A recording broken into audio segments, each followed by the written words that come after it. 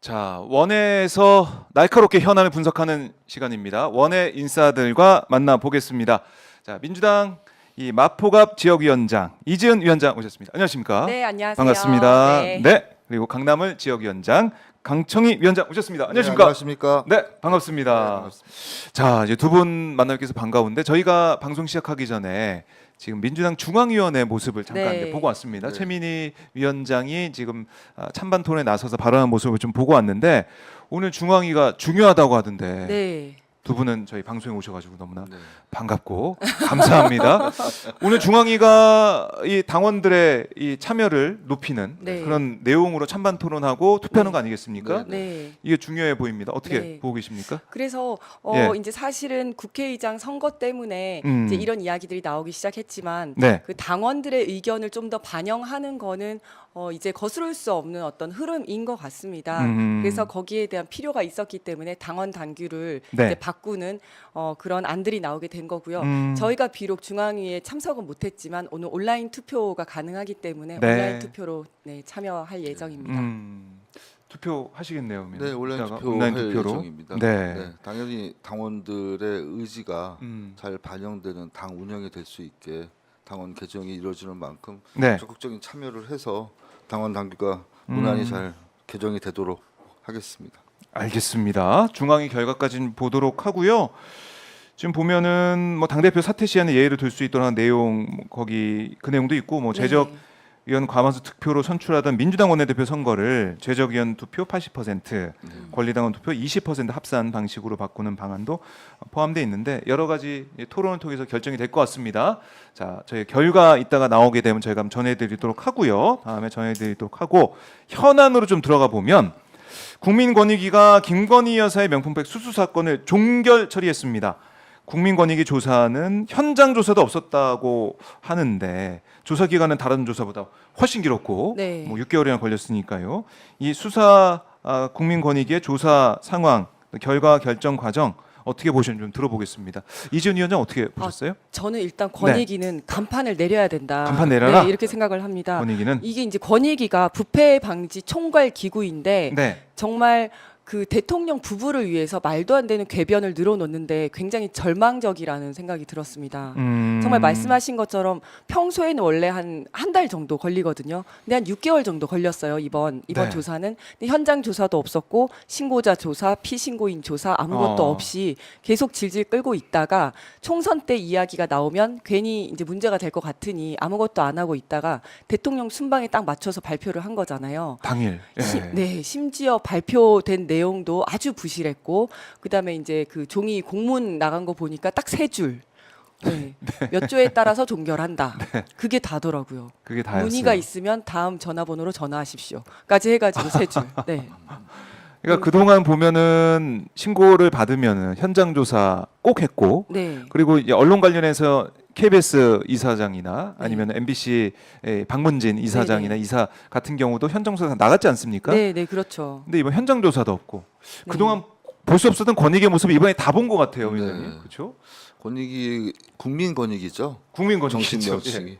근데 지금 국민자를 떼야 된다고 다들 말씀하지 다들 않습니까? 그러시더라고요. 그 이유가 국민들의 권익을 지키기 위한 기관이 공직자나 공무원의 청렴, 그다음에 공정을 우리가 유지하기 위해서 설치된 기관인데 네. 그 기관의 사명을 잊어버린 거죠.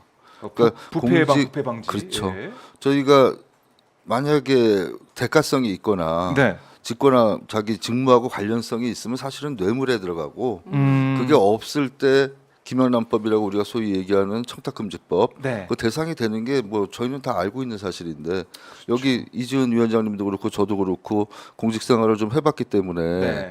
저도 공기관장 하면서 권익위의 어떤 그 청렴도 평가도 받고 그 기준에 따라서 어떤 공공기관에 점수가 매겨지거든요. 네. 그 점수에 따라서 인센티브를 직원들이 또 받게 돼 있기 때문에 상당히 신경을 많이 쓰는 부분입니다. 근데 앞으로 어떤 명목으로 공기관에 대한 그런 청렴도에 대한 점수를 매길지 상당히 저는 그 위상이 많이 떨어졌다 그렇게 생각하고 있습니다. 위상이 떨어졌다. 네.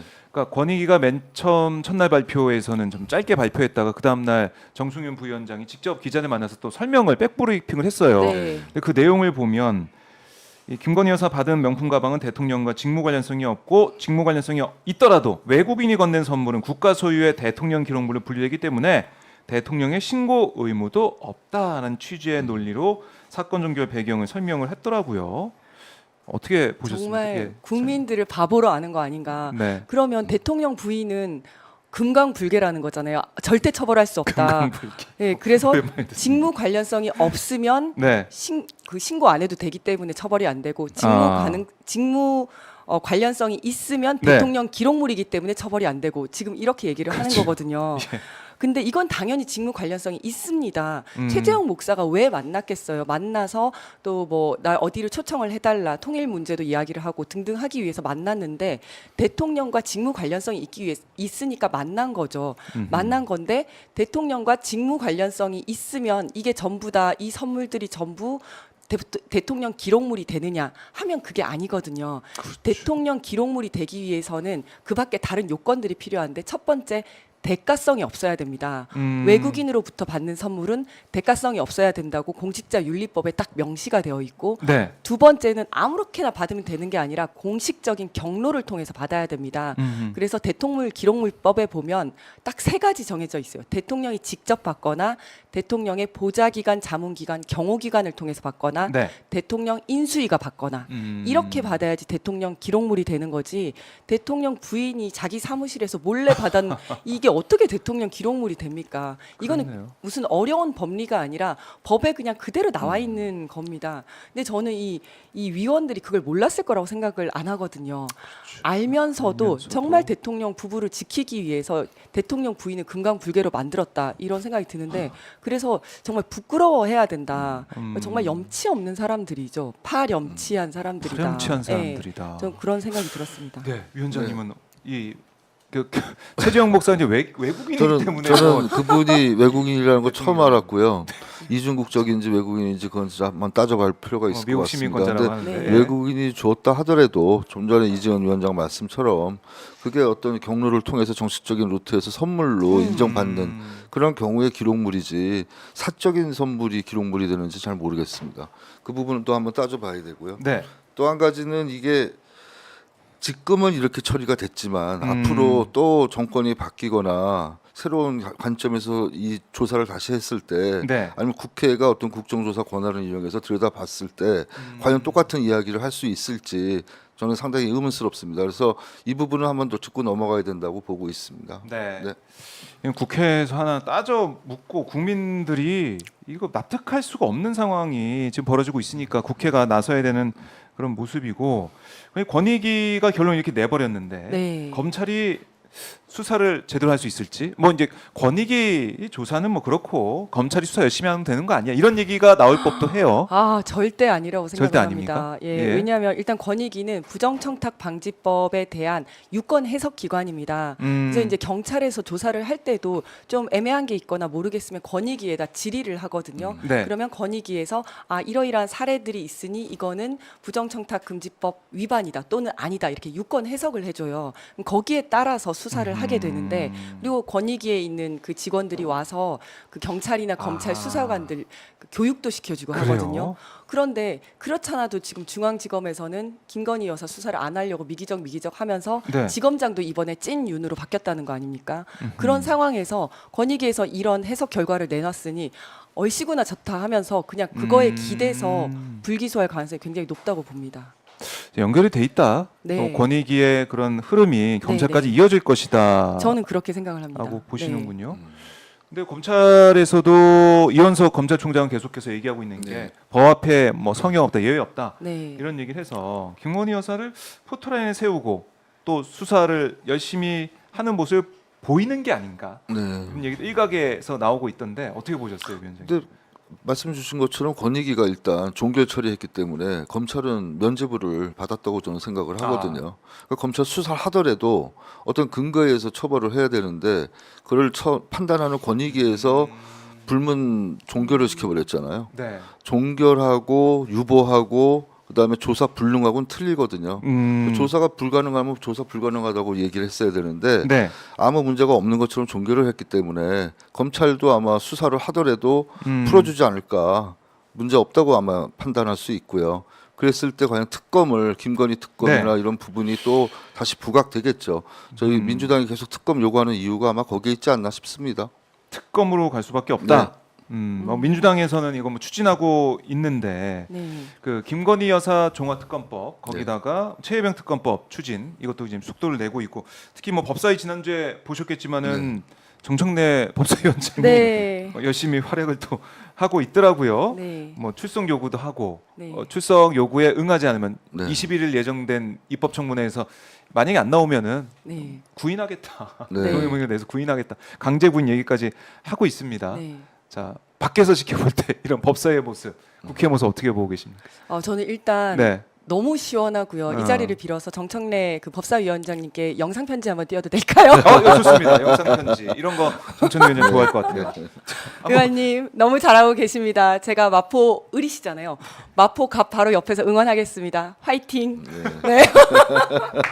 좋아하실 네. 것 같습니다. 영상 편지 보내주셨고, 네, 자, 너무 시원하고 예. 박수를 보내고 싶고요. 일단 14일에 법사위가 개회를 했는데 그때 이제 법무부 장관과 국방부 장관에게 나와서 이제 출석 요구를 했는데 둘 다 네네. 안 나오지 않았습니까? 그렇죠. 네, 안 나왔는데 저는 이거는 비협조를 넘어서 거의 뭐 국회 운영을 방해하거나 국회를 무시하는 처사라고 생각을 하고 그래서 청문회를 열어서 정말 증인으로 채택해서 그때도 안 나올 경우에는 네. 형사처벌도 가능하거든요. 형사처벌. 그런데 만약 정말 그 사람들이 형사처벌을 감수하면서까지도 안 나오겠다라고 한다면 네. 이거는 국무위원으로서의 자격이 없다고 생각을 합니다. 음. 그래서 탄핵이든 아니면 뭐 해임 요구든까지 네. 가야 된다고 생각을 하고요. 음. 그러니까 그까지 가기 전에 빨리 나오셔서 일하는 모습을 보여주셨으면 좋겠다 이런 생각을 합니다. 네, 과연 나올까? 네. 안 나올 가능성이 크다라는 생각이 드는데 결국 이 국민들의 명령, 국민들이 원하는 대로 국회를 민주당이 지금 운영을 하고 있다. 11개 상임위는. 21대 국회하고 대비해서 음. 22대 총선 결과 국민의 여망을 확인한 다음에 네. 제대로 우리 민주당 의원들이 하고 계시다. 저는 그렇게 보고 있고요. 단 하나 좀 걱정되는 부분은 지금 국민의힘에서 네. 어떻게든 이 국회를 좀 파행 쪽으로 몰고 가기 위해서 당정을 강화시키고 이 참여하지 않고 있지 않습니까? 아하. 그러다 보면은 법사위 운영 자체가 제대로 된다 그래도 그 결과물에 대해서 계속 앞으로 시비거리가 되기 때문에 하루바삐 국회가 정상화돼서 운영되기를 바랍니다. 그러기 위해서는 국민의 힘이 좀 반성하고 자각하는 모습을 보인 다음에 네. 참여를 해서 이야기를 해야죠. 자기들이 여당인데 장외투쟁하겠다는 게 말이 됩니까? 그렇기 때문에 국회 원내에 들어와서 그 안에서 목소리들을 내야 된다고 봅니다. 국회 열려 있는데 국회 들어오게 네. 되는 특위를 네, 만들고 네. 있더라고요. 그러니까요. 그렇게 할 일은 아니잖아요. 그렇죠. 예. 정말 제가 저번에 말씀드린 것처럼 일을 하기 싫으면 나가셔라. 제가 들어가서 일하려고 기다리고 있으니까요. 계속 기다리고 네, 네. 그냥 나오시면 되시겠습니다. 네. 그리고 정말 아까 그 우리 강남 닥터님께서도 네. 말씀하셨듯이 그 주변에서 얘기를 들어보면 오히려 민주당이 여당 같다. 왜냐하면 보통 여당이 일을 하려고 그러면 야당이 발목 잡고 보이콧하고 장애투쟁하고 하는데 이거는 우리 민주당이 일을 좀 하려고 하는데 네. 국민의힘에서 계속 보이콧하고 안 들어오고 하고 있잖아요. 그래서 아. 이거 뭐 여당과 야당이 바뀐 것 같다 이런 말씀들을 많이 하시더라고요. 그러니까 여당에서 정책을 힘있게 뭐 추진하려고 계속해서 야당을 설득하고 해야 되는데 네, 지금 야당이 여당을 좀 설득하고 있고 네, 네.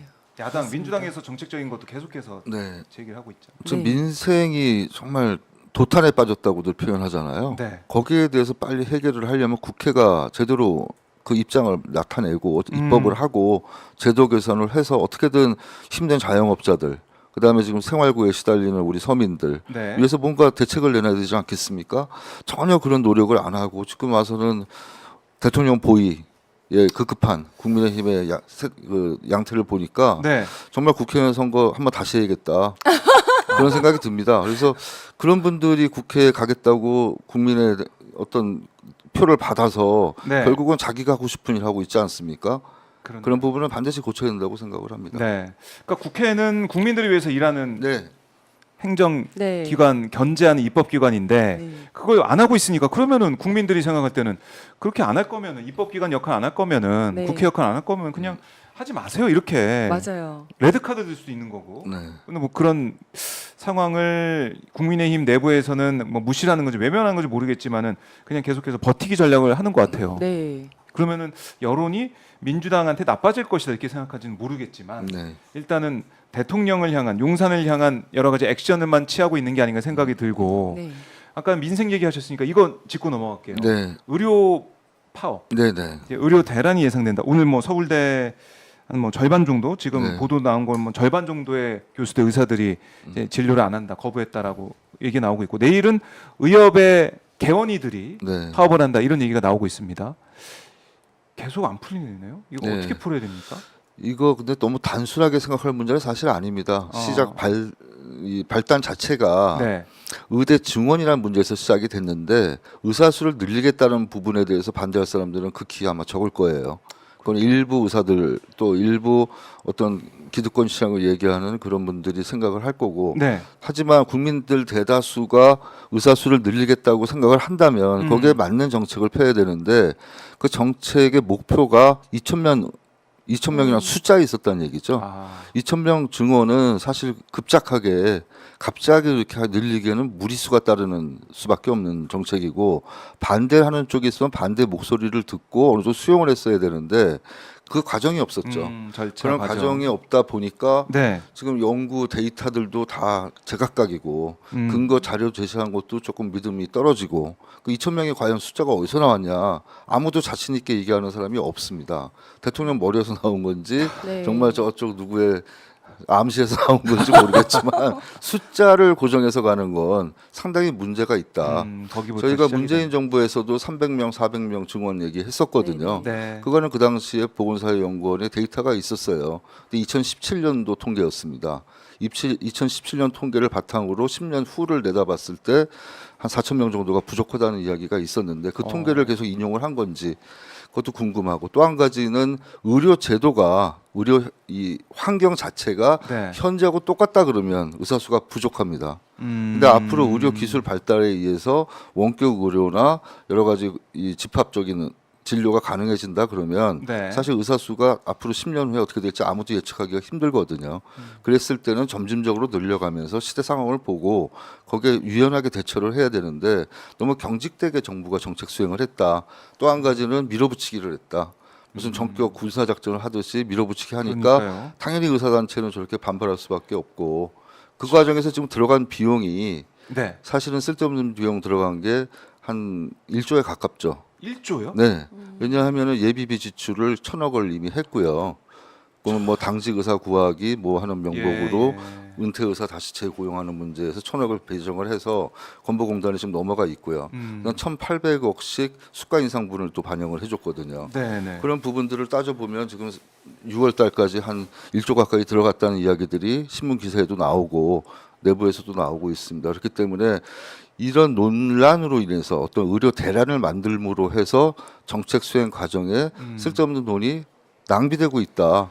그렇게 아하. 판단할 수밖에 없죠. 그래서 이번 의료 파업은 의사들의 파업에 대해서 모두 부정적인 인식을 갖고 의사들도 좀 부끄러운 생각을 가지고 있겠죠. 근데 사실 없는 건 아닙니다. 의사들이 파업을 함께 합니다. 저 세계적으로. 네. 제가 10년 전에 세계의사회 갔을 때도 의사들의 자결권에 대한 얘기가 있었어요. 의사들이 윤리적으로 파업하면 안 되지만 어떤 고용주와 고용 관계에서 노동자로 인정을 받는다면 파업 권한도 인정이 돼야 된다는 게 되게 뭐 전 세계적 흐름이고요. 네. 또 한 가지는 어떤 정책의 부당성이나 그 정책 결과에 대한 우려로 인해서 하는 파업은 어떤 신뢰를 갖고 있기 때문에 국민적으로 크게 비난받을 일은 아니다. 대신에 응급, 그다음 중증 의료, 그다음 응급 수술 이런 부분은 반드시 지켜져야 되고 중환자실도 반드시 돌아가는 안전장치가 돼 있어야 된다는 게 의사들의 되게 이야기입니다. 그렇기 때문에 이번 파업에서도 그런 부분은 지켜질 거라고 보고요. 네. 파업 참여율은 그렇게 높지는 않을 것 같다는 생각이 들어요. 왜냐하면 이미 기성세대 의사들은 자기가 자리 잡고 있기 때문에 앞으로 바뀌어지는 의대 증원에 대한 어떤 여파에 대해서 네. 크게 영향받지 않습니다. 다만 젊은 의사들, 그다음 전공의들, 학생들, 의대 학생들은 상당히 민감하게 여기 생각하고 있기 때문에 그 단체 행동을 할 수밖에 없는 상황이거든요. 그걸 풀어가는 과정에서 잘못한 부분이 전공의 행정 처분을 취하를 안 해주고 유예를 시켰어요. 거기에 대해서 이제 서울대 네. 이제 교수들이 네. 의사들이 반발을 크게 하고 있는 거잖아요. 정책적 유연성을 발휘를 못한 거죠. 그러니까 정책 수행을 하는 과정에서 무리하게 행정처분을 진행을 했으면 그 행정처분에 아예 대해서 취소해야 되는. 취소를 해줄 건가 아니면 안전장치를 걸어주고 복귀하라 그래야 되는데 복귀를 해도 유예하는 거지 처분 취소가 아니라 그러면 네. 누가 돌아오겠습니까? 그래서 좀 분석이 좀 필요한 부분이고요. 네. 이번에 튀어나간 전공의들, 현장을 떠난 전공의들을 분석해 보니까 대개 필수 의료를 전공하는 사람들이라는 거죠. 미용이나 어떤 앞으로 또 수가가 높아서 돈을 잘 벌 수 있는 의료를 전공하는 사람들이 아니라 응급의학이나 흉부외과, 산부인과, 신경외과 이런 필수 의료 중에 힘든 과를 전공하던 전공의들이 현장을 떠났어요. 그러니까 이런 상황이 되면 자기들은 돈 버는 과 하겠다는 거거든요. 야, 다시 돌아올 수가 없습니다. 오히려 필수 의료 붕괴를 좀 앞당겼다. 전 그렇게 보고 있어요. 그러니까 이 한덕수 총리 얘기는 아니 이거 아예 취소해 버리면은 정부가 그동안 해왔던 게 다 이게 어떻게 보면 무의로 돌아가는 게 아니냐 그렇게 예, 할 수는 예. 없다 이렇게 얘기를 또 하더라고요. 자기 부정이 되니까 좀 네. 그 행정부 입장에서는 그런 입장이 있겠죠. 하지만 네. 그 대상이 국민 아닙니까? 국민의 건강과 안전이 보장돼야 행정부도 있을 필요가 있는 거지. 네. 위기 상황을 계속 끌어가면서 이렇게 지치게 만드는 건 음. 행정부가 할 일이 아니라고 저는 생각합니다. 네. 행정부의 결단이 좀 필요하다 이렇게 봐야 되고 결국에는 이 사안이 이렇게까지 커진데 그러니까 맨 처음에 이렇게까지 길게 이어지고 이렇게 파국으로 갈 거라는 생각을 못 했잖아요. 그런 것 같아요. 근데 네. 이른바 이제 2,000명 네. 증원 문제 이거를 정부가 계속해서 밀고 나가면서 네. 밀어붙이게 하면서 이게 점점 커졌어요. 네. 위원장님은 어떻게 보셨습니까? 저도 그러니까 묻지마식의 음. 어떤 의대 증원이잖아요. 여기에는 반대를 합니다. 음흠. 그러니까 3,000명인데 지금 5,000명으로 갑자기 2,000명을 늘리겠다는 건데. 뭐 결국에는 1,500명 선으로 이제 갔지만은 네, 그러니까 일단은 마치 2,000명 하루에 했었죠. 그렇죠. 예, 하루에 3끼를 먹는데 너 살 좀 쪄야겠어요. 그래서 갑자기 5끼를 먹으라 그러면 음. 위가 찢어지는 거잖아요. 더 안 좋아지죠. 그렇죠. 건강이. 그리고 지금 뭐 건설 현장에 외국인 노동자들 많고 숙련된 우리나라 사람이 없다. 이래서 그러면 애를 많이 낳아라. 이래서 애를 둘셋씩 낳아라. 설령 낳는다 한들 그 사람들이 건설 현장으로 가냐고요. 아무도 안 가잖아요. 그러니까 산부인과라든지 이런 필수 의료 부분에 사람이 부족하니까 네. 그 만약에 저기 의대 증원을 한다라고 하면 그 사람들이 다 그쪽으로 가겠냐고요. 지방에 있는 산부인과를 가느니 서울에 있는 101번째 피부과를 개업하지 않겠어요. 그래서 왜 지방 인력이라든지 예. 필수 의료가 사람이 부족한지 맨날 소송당하고 힘든데 돈도 못 벌고 이런 현실을 좀 인식을 하고 그거를 근본적인 문제를 해결을 하려고 해야 되는데 네. 그러지 않고 무조건적으로 이제 묻지마식의 어떤 의대 증원을 밀어붙이고 너네 내 말 안 들으면 뭐 행정 처분하겠어 또는 처벌하겠어 이렇게 무조건 이제 강압적으로 나간 것들이 이런 문제를 키웠다 이렇게 생각을 합니다. 그러니까 정말 윽박지른 이런 네. 모습들 왜 2,000명이냐 2,000이란 숫자에 왜 이렇게 집착을 하는 거냐 이번에 석유 대박의 꿈을 얘기했던 윤석열 대통령 그것도 20%인데. 20%고 네. 그다음에 이 경제비 효과 네. 정말 있는 게 맞으면은 2,200조라고 또 거기 또 2,000이 들어가서 이자를 또 좋아하시네. 2,000이 계속 조금 나오는 이상하죠. 거지. 그 국민의힘이 2번이라서 그런 건가요? 아니야. 계속 그 2천을 2,000이 계속 나오는 2,000이 이유 계속 나오는. 시청자분들이 많이 또 생각을 하고 예측을 하고 계실 것 같은데요. 네. 그러니까 본비님이 이런 말씀 주셨네요. 서로 한 발씩만 양보하면 해결될 것 같은데 답답하네요. 이런 말씀 주고 계시고 피해는 국민들이 보고 있기 때문에 맞습니다. 지금 의대 증원 문제 관련해서 의사들 파업하는 것에 대해서는 많은 국민이 염려하고 있고 여론은 어떻게 보면은 의사 파업하면 안 된다. 그렇죠. 환자들 예. 걱정된다. 이런 여론은 또 높아요, 사실. 네, 네. 당연하죠. 그래서 그걸 또 정부가 여론이 우리 편이다. 그러니까 네. 괜찮다. 이렇게 생각하면 안 되고 네. 이거 해결하는 방안을 내놔야죠. 그렇죠? 네. 네. 어떻게 보십니까? 정부의 역할이 큰 거 아니겠습니까? 근데 저는 제가 의사 생활을 지금 한 35년 이상 하잖아요. 네. 처음에 의약 분업 파업 때도 제가 의사로서 봉지 네. 과장을 하고 있었고요. 그 다음에 원격 의료 파업 하루 파업은 제가 의협 집행부로서 진행을 해서 했습니다. 예. 그 다음에 최근에 있었던 전공의들 그 나갔던 또 파업이 한번 문재인 정부 때 있었죠. 네. 하루 파업 정도가 있었는데 지금 이번 사태의 문제점은 해결 출구가 보이지 않는다는 겁니다. 서로 타협 의지가 있고 타협 대상이 있어야 되는데 정부가 처음에 실정한 부분이 대한의사협회라는 사단법인이 원래 정부의 대화 파트너입니다. 근데 그 자체를 인정하지 않고 네. 대학 교수 따로, 의학회 따로, 전공의 따로 접촉을 하고 협의를 하다 보니까 네. 결국은 공통 출구가 없어졌습니다. 그러니까 어디가 만족을 해서 어디가 이 사태를 마무리할 수 있는 그 주체가 사실은 없어졌기 때문에 장기적으로 갈 가능성이 크다. 저는 그렇게 보고요.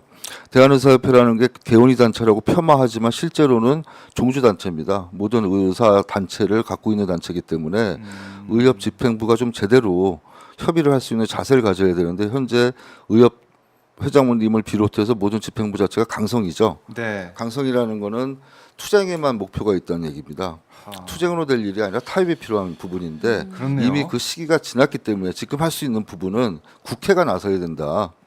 국회가 보건복지 중심으로 특위 구성해서 적극적 개입을 해서 청문 과정도 거치고 필요하면 정부 정책 수행 과정에 대한 국정조사도 진행을 하면서 서로의 불만을 없애야 네. 이 부분이 타결될 수 있다고 저는 생각합니다. 참 국민들만 피해 보는 상황이기 때문에 이거 빨리 정리를 하고 이 갈등을 해소를 해야 된다라고 다시 한번 말씀을 드리고요. 자, 지금 뭐 아까 저희가 리얼미터 조사 결과도 봤지만은 윤석열 대통령이 지지율이 30.1%. 네. 자세한 사항은 중앙선거심의위원회 홈페이지를 보시면 되는데요.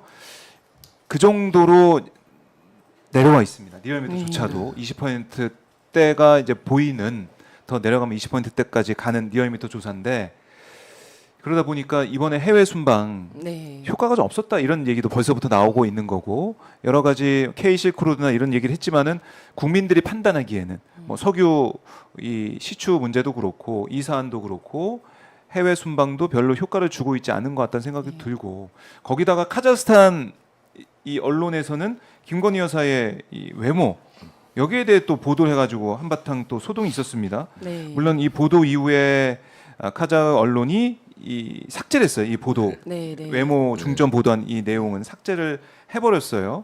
그래서 일단은 뭐 정리됐다고 볼 수가 있지만 카자흐스탄에서 이런 보도를 하다 보니까 서영교 최고위원 같은 경우는 이거 얼마나 망신이냐 이렇게 얘기를 하면서 논문 내역도 제기가 됐고 하다 보니까 망신이다라고 얘기를 하면서 얼마나 이 대통령 부부를 무시했으면 이렇게까지 했겠느냐라는 비판이 야당에서 나오고 있는 상황인데, 이 해외 순방의 효과가 없는 부분들 어떻게 판단하고 계시는지 궁금합니다. 이 부분들은.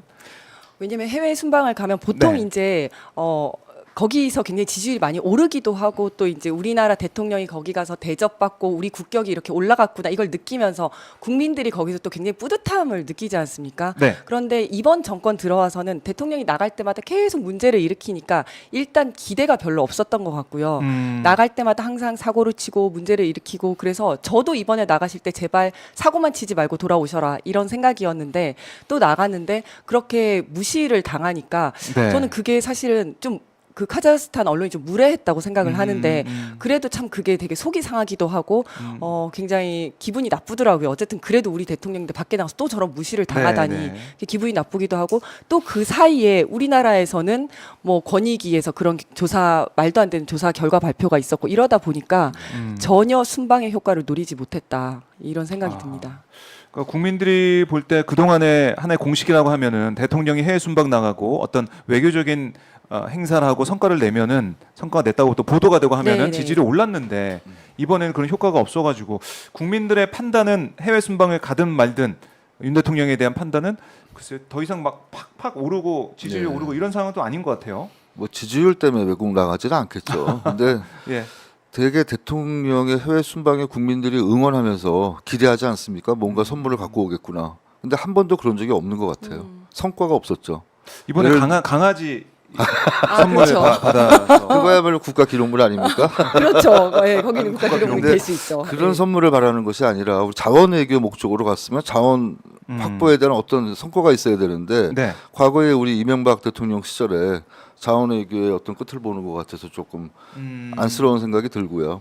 제일 중요한 건 이번에 G7이 열렸는데 G7은 못 가셨더라고요. 에이. 그래서 초청받아 가시다가 같은 시기에 열려서 아마 그때 맞춰서 가신 게 아닌가 그런 의심을 하는 사람들도 있습니다.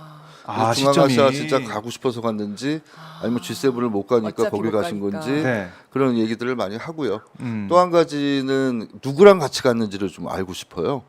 그 수행 인원에 과연 어떤 분들이 가서 어떤 일을 하고 왔는지 이번에는 분명히 파헤쳐서 자원 외교를 위해서 누가 가서 어떤 계약을 하고 왔는지를 좀 소상히 국민들께 알려줬으면 좋겠습니다. 네. 그걸 국회가 그런 역할을 해야 되지 않겠습니까? 그렇네요. 그렇네요. 아니 그리고 방금 말씀하신 네. 것처럼 보통 나가서 좀 국익에 도움이 되는 어떤 그런 뭐 계약을 한다든지 이렇게 하고 오잖아요. 네. 그런데 여기서는 이제 하다 보면 그 액트지오 사건이 자꾸 떠오르는 겁니다. 이번에 또 어디 가서 또 뭐 당하고 오시는 거 아니야? 막 이런 생각이 들고, 예, 그런 거죠. 그러니까 이 신뢰적인 면에서는 그러니까 이미 윤석열 많이. 대통령 어떤 얘기를 하고 네. 이런 게 계속 신뢰가 좀 깎이는 게 네. 액트지오 문제도 그렇고 네, 이번에 중앙아시아 가서도 뭐 K 실크로드라고 해서 고속철 계약도 하고 했지만은 결국에는 이 돈을 이제 우리가 다 이제 빌려주고 그러니까요. 빌려주고 예, 빌려준 다음에 우즈벡에 이제 빌려준 다음에 그걸 도입하는 그런 상황이 되다 보니까 손에 잡히는 건 없는 게 아닌가 네, 이런 네. 생각도 드는 것이고 네, 결국에는 전에 했던 몇 달 전에 했던 걸 가지고 또 재탕하는 모습이고 맞습니다. 또 이번에는 특이했던 게 예. 비무장 지대에 북한군이 들어와서 우리가 발포 경고 사격해서 물러났다 그러지 않습니까? 그 지난 9일에 내용이 그랬죠. 출국 후에 다음 날 나왔어요. 실제 사건 발생은 출국 전입니다. 맞아요. 그럼 출국하지 말았어야 되는 거 아닌가 하는 생각이 들어요. 그럼 위기 상황에서 그렇죠. 우리나라 안보가 제일 중요한데 국가 원수가 위기 상황에 국민들한테 알려주지 않고 네. 뭐 사실을 얘기하고 가든지 그 다음 날 발표한다는 것 자체가 더 믿음이 안 가서 그런 부분은 반드시 문제 제기돼야 된다고 생각합니다. 아 하필 시점이 왜 그랬냐? 네. 권익위 시점은 순방하는 날, 그렇죠. 예. 종결 처리, 그리고 이제 오물풍선 날아오고 우리가 확성기 방송하고 긴장이 고조되는 상황에서 북한군이 내려왔는데 그걸 뭐 길이 뭐 헷갈려서 잘못 들었을 것 같다, 뭐 이렇게 언론에다 얘기를 하더라고요. 당국에서는 그러면서 별거 아닌 것처럼 네. 축소하는데 그 발표도 바로 한 게 아니라 네. 그동안 오물풍선 쏘고 이러면 바로바로 하지 않았습니까? 네. 그렇죠. 예. 오물풍선이 날아오는 것보다 북한군 사람이 군인이 네. 북한 군이 내려왔다는 게 더 중요한 부분인데 네. 그거는 이틀 뒤에 얘기했다. 그것도 뭐 그렇죠. 민주당 김병주 의원 얘기 들어보니까 민주당에서 계속해서 이 얘기를 첩보를 접하고 물어보니까 마지못해 얘기했다. 이렇게 또 김병주 의원은 보더라고요. 그렇죠. 그만큼 그러니까 취시. 네, 그게 만약에 언론에 나왔으면 네. 이런 상황이 있는데도 어떻게 대통령이 순방을 갈 수가 있냐 이런 비판이 가지 마. 들게 이런 얘기 그렇죠. 나올 그렇게 수 있으니까. 될까봐 아. 그걸 이제 또 막은 게 아닐까. 참 이러고 보면은 G7 기간 맞춰서 간 중앙아시아 순방 그것도 중앙아시아 순방 가기 전에 안보 불안 안보 상황이 좋지 않은 상황에서도 나가고 있는 이런 모습들 또 김건희 여사 문제도 이렇게 해결 아닌 해결로 돼가는 이런 이 시점들이 이해할 수가 없다. 네. 한 짜맞춰진 듯한 해외 순방을 위해서 모든 게 다 짜맞춰지고 꼭 이번엔 나가야 돼 이런 의지가 느껴지는 그런 모습 같다 이런 생각도 들어요. 자 그리고 이 의료계 총파업과 민생 얘기와 외교 문제까지 쭉 정리를 좀 해봤는데 이재명 대표에 대한 네. 기소가 있었습니다. 네. 그러니까 대북 송금 의혹까지 이제 4개의 사건 재판을 받게 됐고 한 주에 많으면 4번 재판을 받게 된다 이런 얘기도 나오고 있는데 이재명 대표가 지난주에 이제 법원에 재판받으러 나가면서 언론에 대해서 강한 어조로 비판도 했었고 네, 네. 검찰의 문제점을 조목조목 따져 물었습니다. 네, 네. 이 기자회견 좀 어떻게 보셨는지 위원장 어떻게 보셨습니까? 네, 뭐 이재명 대표께서 하실 말씀 충분히 하셨다고 저는 생각합니다. 같은 사안에 대해서 다른 판단을 하는 재판부가 있었는데 그렇죠. 그 내용을 사실대로 알리지 않고 한쪽 이야기를 들어서 이미 이재명 대표는 범죄인이 된 거거든요. 네. 재판을 받지 않고도 범죄인 생활을 지금 몇 년째 하고 있는 거 아닙니까? 음. 그런 거는 과연 언론이 제 역할을 하고 있는가? 네. 그런 생각을 누구나 다 하고 있죠. 그렇기 때문에 대표께서 직접 얘기하셨지만 사실 그걸 우리가 할 얘기를 하셨다고 저는 생각을 하고요. 그런 상황이 오게끔 방치하고 있는 민주당의 어떤 행태도 좀 문제는 있다고 좀 봅니다. 특히 이번에 그 대북 송금 특검 제3자 뇌물법 적용한다고 기소했잖아요. 맞습니다. 제3자 뇌물이라는 게 경제 공동체가 북한하고 형성이 돼야 제3자 뇌물이죠. 그렇지 않습니까? 경로도 주가 조작 사건으로 처리할 수 있는 부분을 대구 송금하고 엮어서 당 대표를 반드시 정적 제거용으로 쓰겠다 네. 이런 의지들이 보이지 않습니까? 너무 그렇기 때문에 거기에 대해서 말을 할 사람들은 사실 민주당입니다.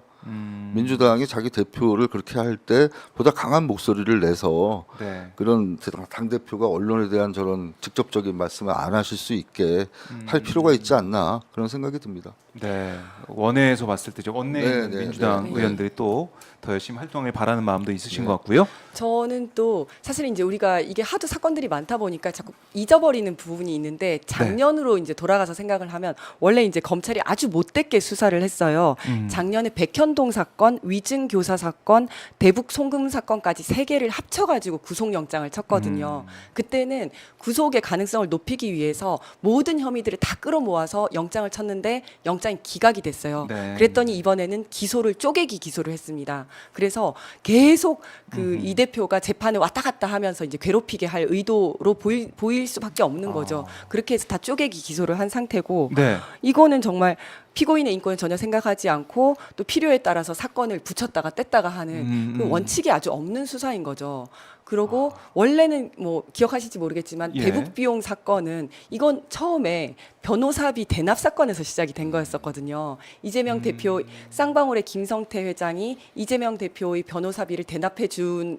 줬다라고 기억납니다. 해서 시작이 됐는데 네. 그게 흐지부지 되면서 아 그게 아니라 사실은 대북 방북 비용이다 이런 식으로 또 둔갑을 한 거거든요. 그러니까 이거는 뭐냐면 정말 표적 수사라고밖에 볼 수가 없는 게 네. 보통 증거를 수집을 해서 혐의가 이제 인정이 되면 거기에 따라서 어떤 사람을 기소를 하고 수사를 해야 되는데 그게 아니라 이재명 대표라는 사람을 딱 정해놓고 그냥 먼지 털기식으로 이거 갖다 붙였다가 안 되면 다른 거 갖다 붙였다가 여러 개 같이 붙였다가 또 다 뗐다가 지금 이걸 하고 있는 거예요. 네. 그래서 굉장히 문제가 많다고 생각을 하고 또 아까 우리 닥터님께서 말씀하셨지만 그 같은 사건 대북 그 방북 비용에 대해서 두 재판부에서 서로 다른 판결을 냈거든요. 네. 한 재판부에서는 그거는 쌍방울이 주가 띄우기 위해서 한 거다라고 인정을 했고 그런데 얼마 전 이화영 전 부지사 그 재판부에서는 아니다 이거는 방북 비용이다 이렇게 다르게 재판을 했어요. 네. 그렇다면 그런데 그 다음 이번에 이재명 대표 사건이 배당된 재판부가 그 전 이화영 부지사 재판부랑 같은 재판부라는 거 아닙니까? 맞아요. 근데 이게 이제 전산으로 돌려서 무작위로 배당된 게 그거라고 하는데 저는 이거를 조작했다고는 생각하고 싶지 않고 만약에 그렇다면 이 재판부에서 회피를 해야 된다. 라고 생각을 합니다. 이게 이제 재척 기피 회피 이런 식으로 여러 가지 이제 제도들이 있는데요. 회피는 재판부가 네. 이게 공정한 재판이 안 될 것 같다라는 염려가 될 경우에 재판부가 스스로 나는 여기서 빠지겠다라고 하는 걸 회피라고 하는데 저는 재판부에서 그걸 먼저 결정을 해야 된다. 이렇게 생각을 합니다. 네. 왜냐하면 이 재판부에서는 그전 사건의 기록을 다 받고 이미 거기서 유죄 판결을 내렸기 때문에 이재명 사건에 대해서도 이미 유죄 판단이 형성이 돼 있을 거거든요.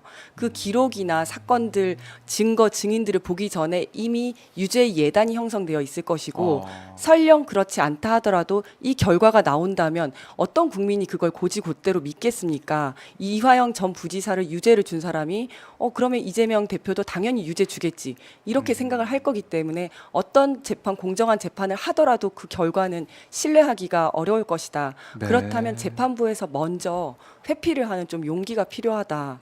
그런 용기를 좀 기대해 보고 싶습니다.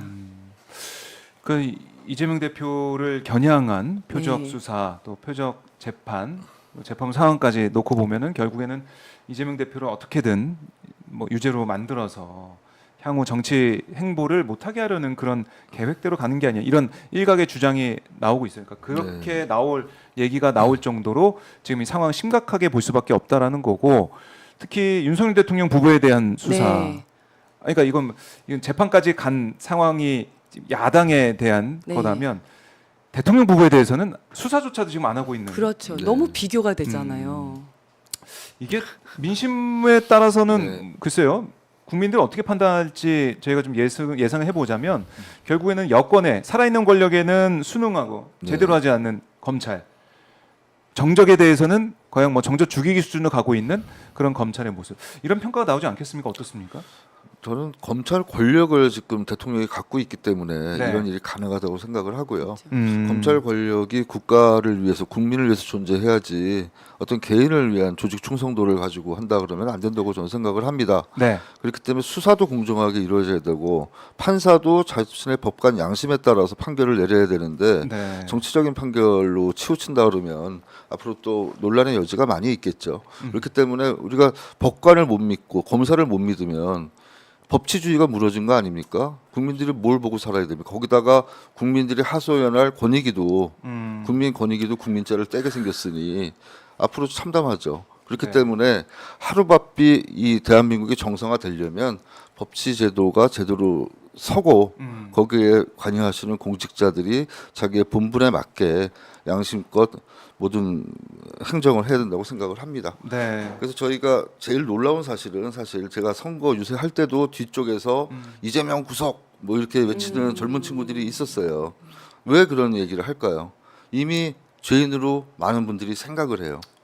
피의 사실 공표했고 예. 죄인이 아님에도 죄인처럼 돼 있고 또 어떤 분들은 저런 얘기합니다. 이번에 죄가 밝혀지면 이런 표현을 쓰세요. 저 깜짝 놀랐어요. 그러니까 이 수사를 받아서 수사 결과를 기다리는 게 아니라 재판을 통해서 죄가 밝혀지면이에요. 그렇기 때문에 이미 국민들 중에 상당수가 이재명 대표는 이미 4가지 죄를 저지른 사람이고 네. 그 4가지 저지른 거에서 증거가 없기 때문에 못 잡아가는 사람이라는 인식을 갖고 있는 이 부분을 우리가 제대로 돌려주지 못하면 앞으로 정권을 민주당이 창출하는데도 많은 지장이 있을 것이라고 생각되기 때문에 보다 적극적으로 민주당이 나서서 그런 해명도 해야 되고 정리해서 알기 쉽게 설명을 해줘야 된다는 얘기죠. 법리적인 논리로만 너무 얘기하다 보면 국민들이 이해 못합니다. 그러니까 죄가 안 되고 무죄고 이런 부분을 나눠서 네. 어떤 부분까지는 죄가 안 되는 거고 어디가 무죄인지를 논리적으로 잘 정확히 간단하게 설명할 수 있는 네. 문구들을 만들어줘야 됩니다. 자, 그래요. 이 원내에서 할 일도 있고 또 원외에서도 우리 두 분이 또 열심히 뛰고 있고 국민들을 만나고 있기 때문에 변호사 사무소는 아직 개업은 못했습니다. 못 하셨군요. 예. 지금 저희가 이제 개편 그 민주당 개편하고 있고 또 이제 전당대회 있고 이런 준비들이 좀 바빠가지고요. 예, 그때까지는 못할 것 같아요. 못 하고 네, 지금 전당대회도 곧 이제 네, 8월 나오기 달에 있을 때문에 예정이고, 네. 여러 가지 좀 준비하고 계시고 또 강청희 강남 닥터께서는 또 저도 뭐 현장에서 열심히 또 시민들을 대의원 만나고 대회 있고 하고요. 네. 농사 짓고 있습니다. 진짜요? 어디서 그 서울 공항 있죠? 대통령 맨날 내리는 창립장 아, 예, 예. 옆에가 네. 세곡동입니다. 네. 저도 처음 알았어요. 그 조그만 공터가 있는데 거기에 강남 텃밭이 있습니다. 그래서 어떤 지인분 우리 알게 되신 분이 소개해 주셔가지고 예. 거기 상추 농사 지금 하고 있어요. 좋습니다. 좀 풍년이 되기를. 네. 풍년 들었습니다. 그래요 벌써 성취 농사.